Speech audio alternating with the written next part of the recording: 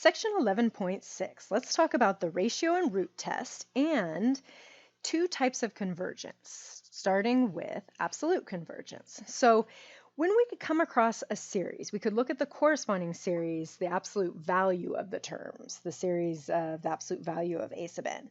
And rather than looking at the signed sum, meaning it could have additions and subtractions, if we look at just the sum of the absolute values of each of the terms in the series, then we end up having two types of convergence. We have what is called absolute convergence if the absolute value series converges. This is very, very strong convergence. So this is, when we're talking about a convergence, this is the strongest type of convergence. A series converges regardless of the signs of the terms, positive and negative. And then we have a different type of convergence called conditional convergence. And conditional convergence is if the series itself converges, but slap the absolute value on it and you get divergence. That's what we call conditionally convergent. It is conditional upon the fact that there are signs on the terms when you're adding them up. So you end up with addition and subtraction, and that's what creates the convergence. So we have these two types of convergence, and from here on out, when we talk about convergence, we're going to classify the type of convergence. Is it absolute convergence, or is it conditional convergence? Now, some of the series that we've looked at, we have by default been looking at the absolute convergence simply because one of the conditions of the tests that we were running was that we had only positive terms. So if we have only positive terms, then it is, of course, an absolute type of convergence if we can prove convergence. Now, when we got into the alternating series test and we looked at terms that had a switch on them, some of those series were what we would call conditionally convergent. And here is an example of one of those. This is what we've looked at before called the alternating harmonic series, and it is what we say conditionally convergent because it's convergence. It does converge with that switch on it. We showed that in the alternating series test. So this alternating harmonic series, if I bring this over here, and I look at that alternating harmonic series, we can show, let's see, how did I write it? Over n from n equals 1 to infinity. This is the series, if we go and we actually add up a couple of terms, this is the series 1 minus 1/2 plus 1/3 minus 1/4 plus 1/5 minus 1/6, plus on and on it goes. Now, we can show, and we've done this in previous sections, so I'm going to just write out what we've proven. So proven in previous sections, proven in previous sections. We proved in previous sections that if we took the absolute value of these terms, we get back just the harmonic series, 1 over n. And we showed that 1 over n, we've actually shown this in lots of different ways now, but we've shown that the sum 1 over n is actually divergent. It's not equal to divergence, we just know that it diverges. So however you want to justify that, we've showed it in a few different ways, but I'm going to just say P series P equals 1, diverges by P series P equals 1. But if we go back and we actually look at through the alternating series test, when we apply the alternating series test to this particular series, 1 over n is both a decreasing series and the limit goes to 0. We've shown this exact same series in the alternating series test. And so through the alternating series test, the series itself from n equals 1 with the alternating sign on it, the switch, converges. Okay. Now, I'm going to make the note that's with the switch, right? You don't have an alternating series unless you have the switch on it. What this means is that in absolute value, the series diverges, but with the actual switch on it, we get convergence. That's what we call conditional convergence.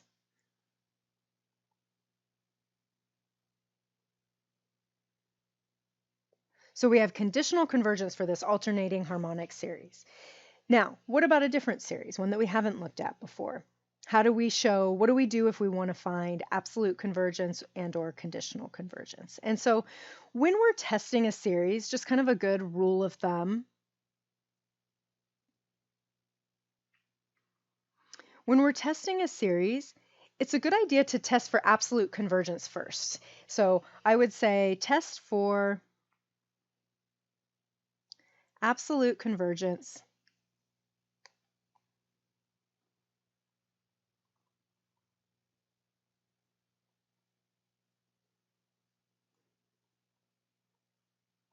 okay? If in absolute value, so if the series in its absolute value diverges, then look at conditional convergence.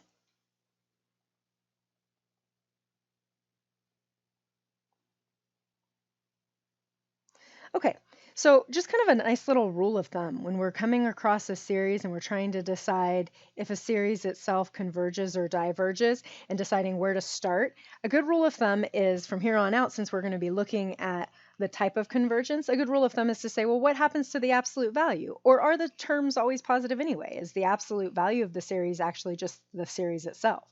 In which case, when we're testing it, we are testing for absolute convergence. So that's just a good rule of thumb. So from here on out, as we go through testing of series and we add one more test, well, it's technically two tests, but really they say the same thing. So as we add the root and the ratio test today, that's going to be sort of our default from here on out is let's look for absolute convergence first. If we get that, that's the strongest kind of convergence, we're done. If in absolute value the series diverges, then maybe we look at the possibility that we have conditional convergence. Okay, so let's look at two more examples here and take a look, maybe three more examples. We'll see if we can get them all in. Let's just take a look at this guy. So if I look at, and I actually have the notes here that this is already absolutely convergent, but if I look at this example, so if I take example 2 and I let example 2 be the series from n equals 1 to infinity, -1 to the n minus 1 over n squared. If I'm taking a look at that series and I want to know, is this absolutely convergent? That's the first thing I'm going to do. So the first thing is we test the absolute value. So take the absolute value. Look at a, in this case, a sub n, since the series index is n. So look at that first. Always take a look there first and look to see what we have. And so when we take the absolute value, that's going to drop off the switch and leave me with just the series 1 over n squared from n equals 1 to infinity.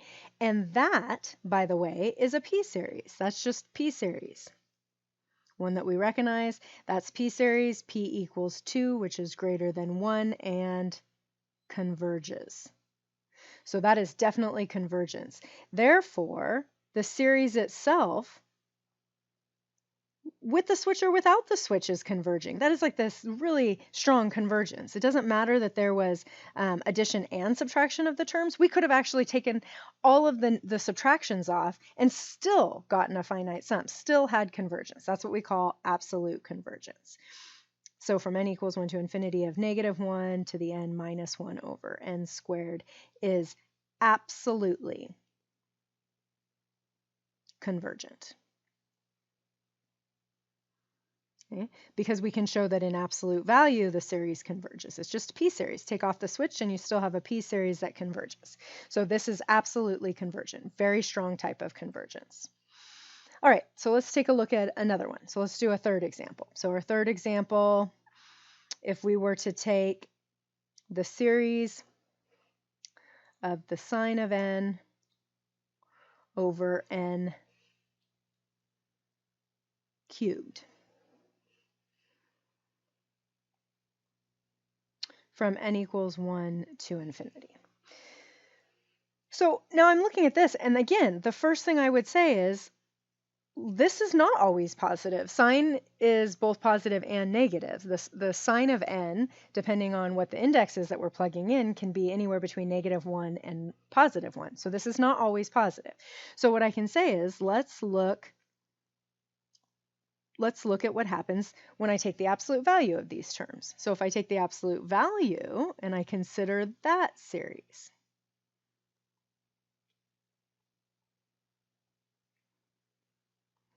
So notice with that series, that does not just turn into 1 over n cubed, but what it does turn into is a series that I can think about with comparison. So now let's take this series. Now we're looking at the absolute value, and we're saying, well, what happens to that? Well, let's think about comparison here.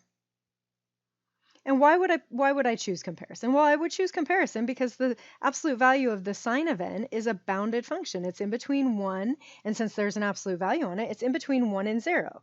So let's think about comparison. I've got that bounded function. So I start with for n greater than or equal to 1, and that's just because that's what the index is. This is actually true for all n, but the index started at 1. So for n greater than or equal to 1, then the sine of n is bounded, oops, I put a 1 right there, but that should actually be a 0. So it's bounded between 0 and 1, and then since n is greater than or equal to 1, I can divide everything here by n cubed, and I can show that the absolute value of the sine of n over n cubed is less than or equal to 1 over n cubed, and of course it's positive as well, it's greater than 0. It's less than or equal to 1 over n cubed, where the series 1 over n cubed from n equals 1 to infinity is converging by p-series. And we have to state all these things, right? We've used p-series a bunch. We should be really comfortable with that. It's converging by p-series, p equals 3. But we still have to state it. We still have to go through the process because we're justifying these steps. These are little miniature proofs as we go through this. So we've shown that the series we're looking at in absolute value is less than a converging series. Well, if that's true, then the series from n equals 1 to infinity of the absolute value of the sine of n over n cubed converges by direct comparison test. And I like to abbreviate that just DCT, but I want to be really clear that that's what I'm using. So that's now converging by the direct comparison test. So if that converges by the direct comparison test, that means that the absolute value of my series is converging, which means that my series itself must be absolutely convergent. So here we're going to say, therefore, the series itself, n equals 1 to infinity, of the sine of n over n cubed is converging. Actually, let's say it this way, is absolutely convergent.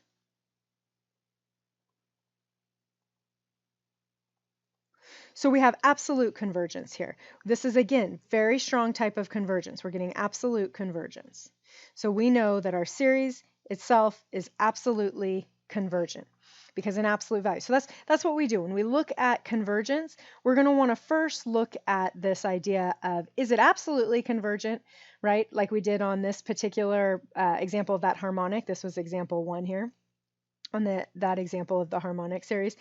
This alternating harmonic series, we showed that it was in absolute value actually divergent, which is why we had to go that next step and go to the alternating series test to show that we had convergence with the sign giving us conditional convergence. And then this guy is absolutely convergent, and our third example here also absolutely convergent. So if we've got absolute convergence, we're done. If we don't have absolute convergence, then we check to see if possibly with the sign, if it had a switch, if we can apply the alternating series test and get conditional convergence. Okay, we're going to come back and we're going to do the second part of this section, which is root and ratio test, but we're going to do that in a second video.